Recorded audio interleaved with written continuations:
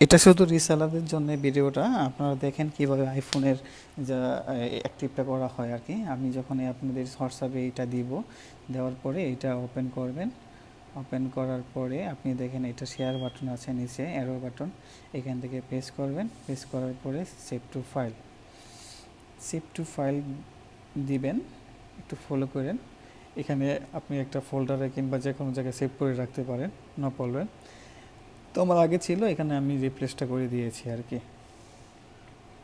তারপরে আপনারা সেটিংয়ে চলে যাবেন, ফাইলে চলে যাবেন। ফাইলে চলে যেয়ে আপনি যেই ফাইলটা সেভ করেছিলেন ওই ফাইলটা জাস্ট ওপেন করার চেষ্টা করবেন। ওপেন করলেই হবে, দেখবেন প্রোফাইলে ডাউনলোড হয়ে গেছে। ক্লোজ রাখবেন, তারপরে সেটিংয়ে যাবেন। সেটিংয়ে যাওয়ার পরে আপনি দেখেন আপনার প্রোফাইল এখানে চলে এসেছে।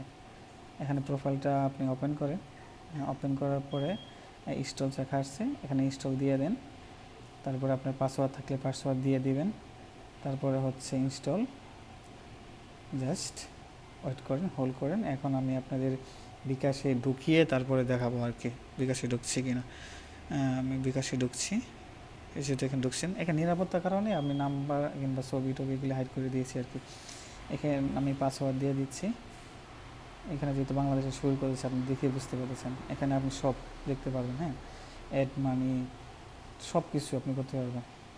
এখানে কোনো সমস্যা নেই। এটা অন্য অন্য যারা আছে সব কিছুর থেকে অনেক সহজ এবং অনেকটা নিরাপদই আমার কাছে মনে হয় আর কি। তারপরে কোনো ধরনের ব্যাকআপ হলে রিসার্চের জন্য খুব স্পেশাল আছে।